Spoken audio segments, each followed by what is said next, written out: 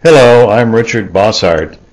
I'm a certified and experienced tax consultant, and I understand that you may need some help in filing your overseas tax return to the U.S. government.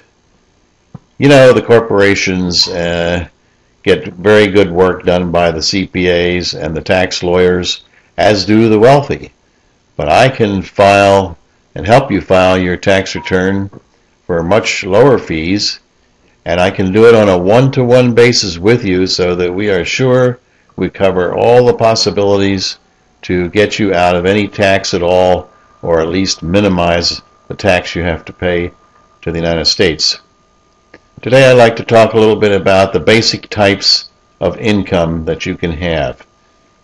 Assuming that you earn a little bit over the minimum amount of salary for a given year, and that has to include all worldwide income, then you have an amount of income typically when you're overseas called foreign earned income.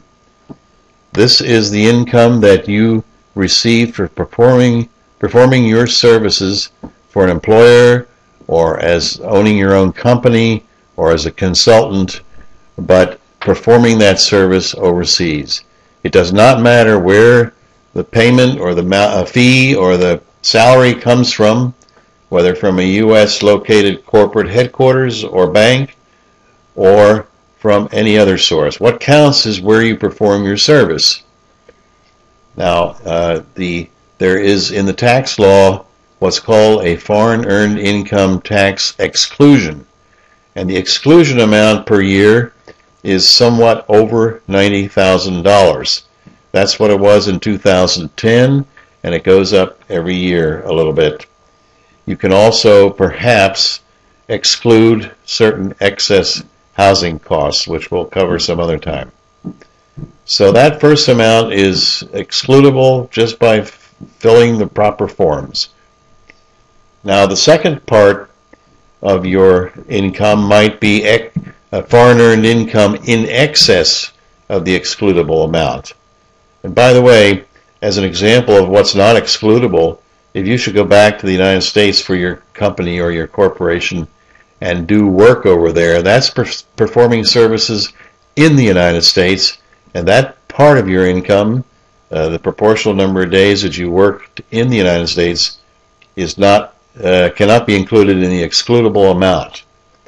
Okay, now we have the excess income over the excludable amount.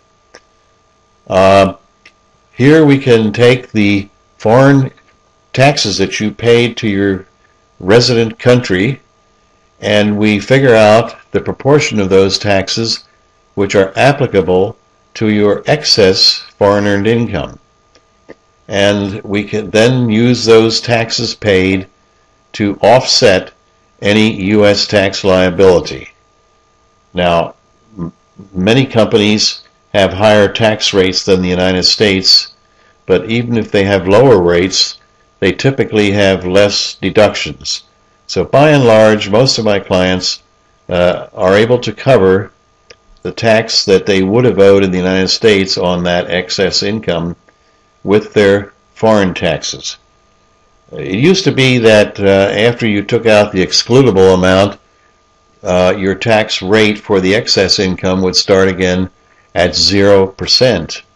But the recent Democratic Congress changed that, and now you have to add back the excludable amount just to be able to figure out the tax rate on the higher portion of your income.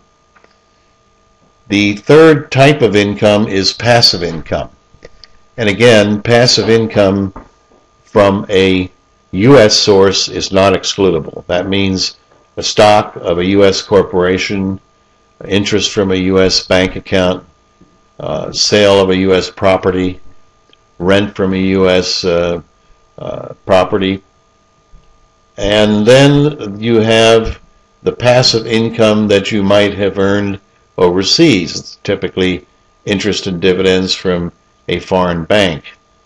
This amount, one can also apply the proportional amount of foreign tax paid on that part of your income to eliminate the U.S. tax that would have to be paid on that passive income.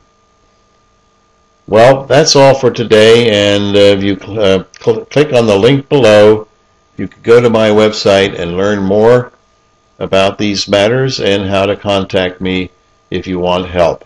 Thank you.